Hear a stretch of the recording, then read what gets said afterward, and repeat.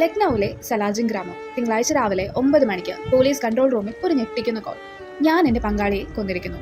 ഫോണിന്റെ മറുവശത്ത് 46 വയസ്സുകാരി രത്നാദേവി. പോലീസ് വീട്ടിലെത്തുമ്പോൾ 33 വയസ്സുകാരനായ സൂര്യപ്രതാപ് സിംഗയുടെ മൃതദേഹം കിടക്കി.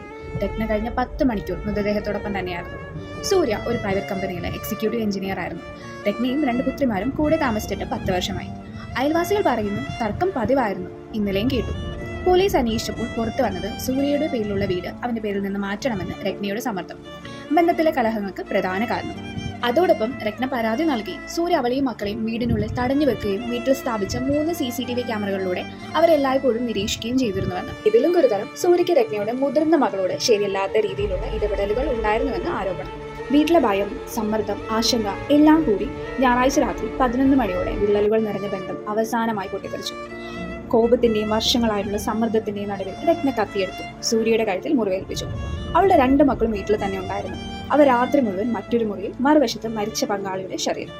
അടുത്ത ദിവസം രാവിലെ രത്ന ഫോൺ എടുത്ത് പോലീസിനോട് സമ്മതിച്ചു, ഞാനാണ് കൊന്നത്. സൂര്യയുടെ പിതാവ് ആരോപിച്ചു, എന്റെ മകനെ സാമ്പത്തികമായി ഉപയോഗിച്ചു അവസാനം കൊന്നുകളഞ്ഞുവെന്ന്.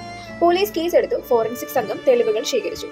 CCTV, ഫോൺ ഡാറ്റ, മക്കളുടെ മൊഴികൾ എല്ലാം പരിശോധിച്ചുകൊണ്ട് അന്വേഷണം മുന്നേറുന്നു. ഒരു വീടിനുള്ളിൽ ഭയം, ഒരാളുടെ നിയന്ത്രണം, ഒന്നും പറയാനാകാതെ വർഷങ്ങളോളം സഹിച്ചവർ. അവസാനം പൊട്ടിത്തെറിച്ചത് ഒരു രാത്രി. പക്ഷേ ചോദ്യം ഇതാണ്, ഇത്തരം നിയന്ത്രണവും പീഡനവും നേരിടുമ്പോൾ എത്ര പേർക്കാണ് സഹായം ചോദിക്കാൻ ധൈര്യമുള്ളത്? ബന്ധമെന്ന പേരിൽ നിയന്ത്രണം സാധാരണമാണോ? മൗനം പാലിക്കുന്നതോ അല്ലെങ്കിൽ സഹായം തേടുന്നതോ ഏതാണ് ജീവൻ രക്ഷിക്കുന്നത്? പീഡനം, നിരീക്ഷണം, നിയന്ത്രണം ഇവയെല്ലാം പീഡനത്തിന്റെ രൂപങ്ങളാണ്. അത്തരം ലക്ഷണങ്ങൾ കണ്ടാൽ മൗനം പാലിക്കരുത്, സഹായം ചോദിക്കുക. ജീവൻ അതിനേക്കാൾ വിലപ്പെട്ടതാണ്. കൂടുതൽ ക്രൈം സ്റ്റോറീസ് അറിയുന്നതിന് വേണ്ടിയിട്ട് ചാനൽ സബ്സ്ക്രൈബ് ചെയ്യുക. Stay tuned. Thank you.